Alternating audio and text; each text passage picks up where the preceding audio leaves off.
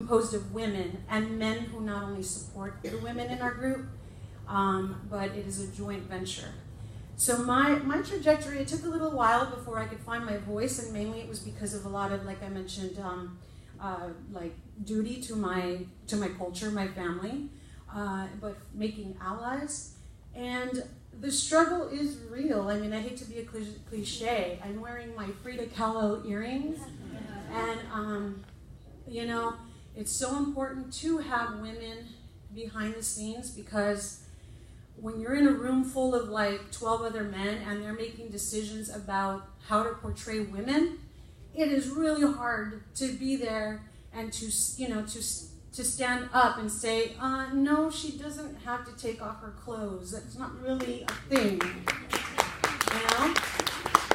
And it's hard. So I can't even imagine like the years of Me Too, of women who have had to deal with the Me Too issues.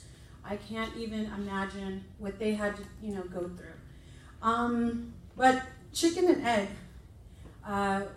One of my first projects was a hybrid narrative and documentary film that eventually my husband stepped in and kind of saved the day on it. But chicken and egg pushed us with finishing funds to finish that film. And part of the Cinematicas, there are many women there and men who have benefited from chicken and egg, because it is really hard to tell your story, for one, to really get buy-in for a story that might be female-driven. And so these organizations like Chicken and Egg and others that are out here are really necessary. So if anybody can help by funding, this is really amazing. Yeah, and so like I said, you know, we continue to progress. My husband and I, like I mentioned, we're shooting a film, and that did kind of come in as we have an angel investor. So it really is about all these angels like Chicken and Egg and our investor who saw us and said, you know, I want to take a chance. And so it is people like them, like Chicken and Egg and all these other angel investors, who help realize our dreams, and they too are allies. So I'm really, really, really grateful for them. Well, thank you for listening. Are there any questions? Not now, right? After, you can talk to me. But thank you for your time.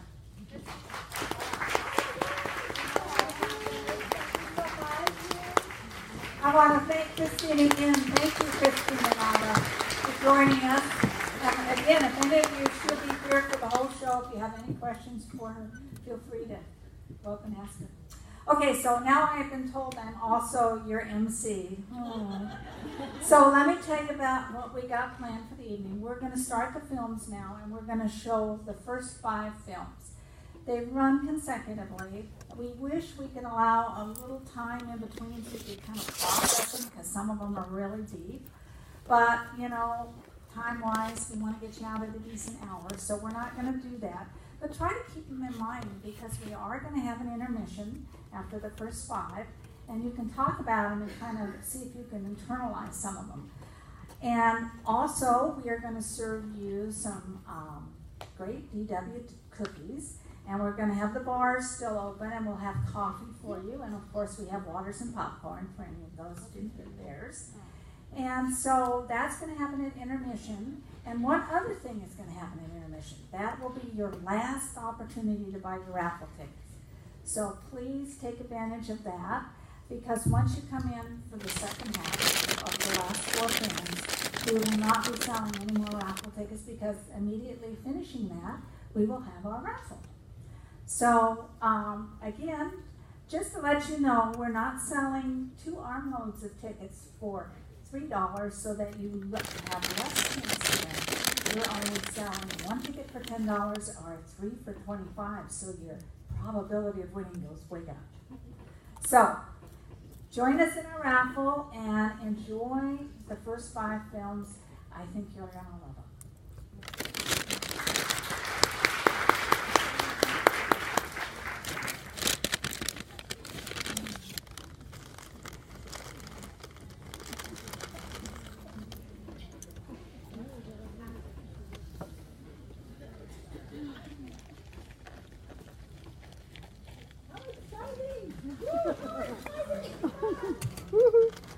In an ideal world where I buy my ticket, settle into my seat, and the screen lights up, where I see a face like mine, hear a name like mine, watch a life like mine, where the film has 2 female leads and they talk about something besides a man, where the director behind the camera is a woman, where the writer behind this story is a woman.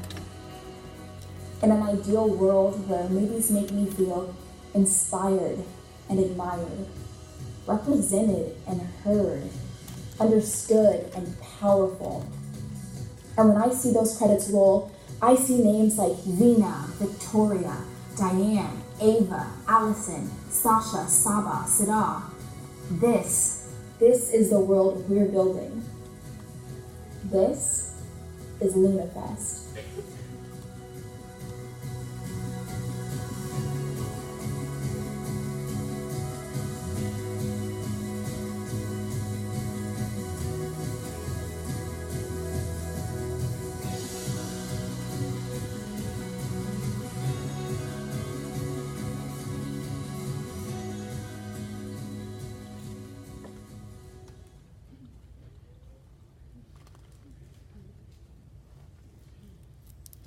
Lois Weber was one of the most successful directors during Hollywood's silent film era. Yet today, she has been all but forgotten. This film is our way of remembering.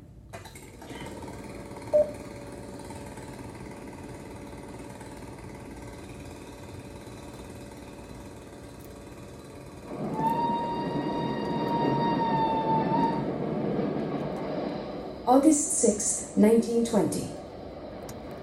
Dear Diary, I'm on the train today, journeying across the country to Hollywood.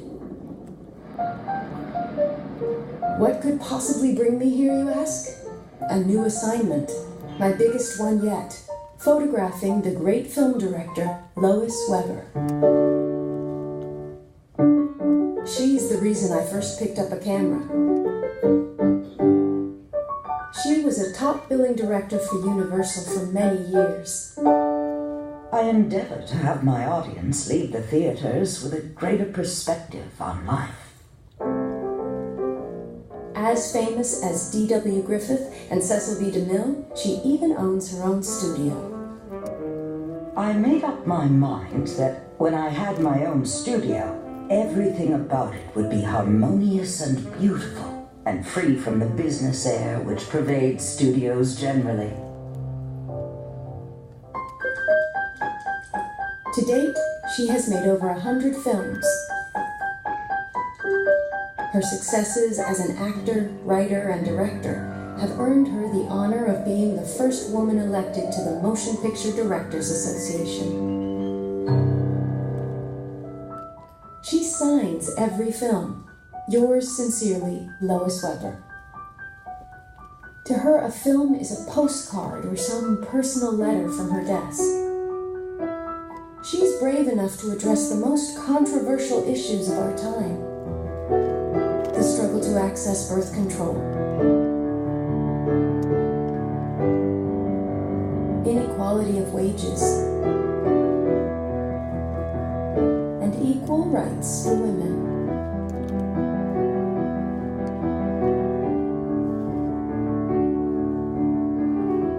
With each frame of flickering light, she's made millions of people feel like her films speak directly to them. I discovered Lois Weber when her infamous film Hypocrites hit theaters. The role of Truth was played by a fully naked woman. What an uproar. There were riots in New York, and Ohio banned it from its theaters. But that picture made the world sit up and take notice of Lois Weber. August 12th, 1920. The day of the shoot has arrived. I hope the images I capture will impress Lois Weber.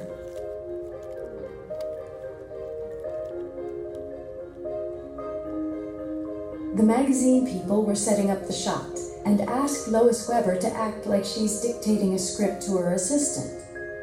But Lois had another idea. she arranged for an extra setup at lunch. Just her and I and my camera. August 14th, 1920. The prince arrived. There was one photo more special than the rest, which for me truly captured the gaze of Lois Weber. I placed it on top when I handed the photos to her, and I could see in her eyes that she too knew it was special. On the train again, heading home to New York. A surprise came when I opened my portfolio. She had given me back the photo with her autograph, "Yours sincerely, Lois Weber." I will forever be a fan.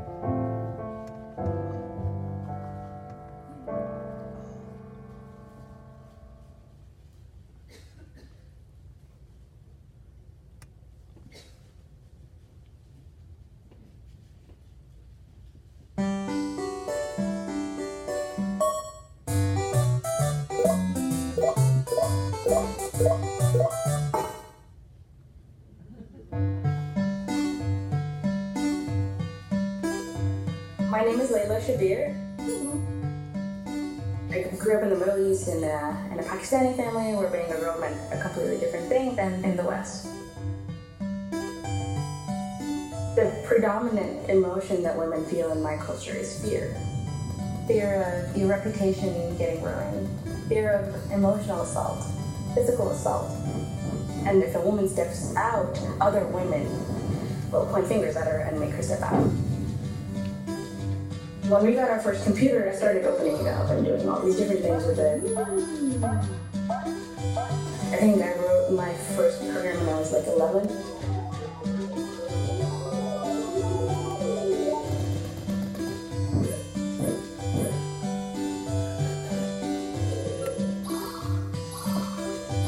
So when I first applied to MIT, there's a lot of pushback.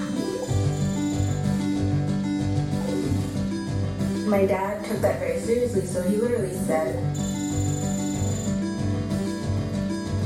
"It sounds so sexist now, but he was telling me to live fearlessly." And so I moved here in 2005. After that, I think my life got a lot easier.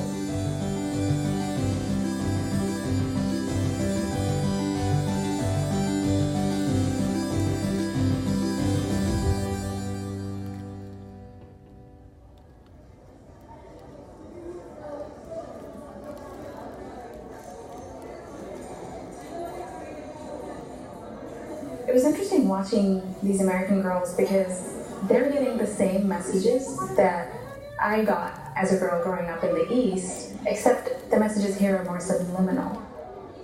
Games are definitely a part of it. They don't get Xboxes for Christmas, they get Barbies or something else, and their brothers get the Xboxes, even though they have the same expressed interest. So in a way, they don't have access. Thank you all for being here, and welcome to the second annual Girls Make Games Summer Camp. I just want to encourage you to think big and think about, I guess, the games that you play that you love and why you love them and what kind of games you'd want to make. There are just as many girls out there who like video games, who like computer science. It's just that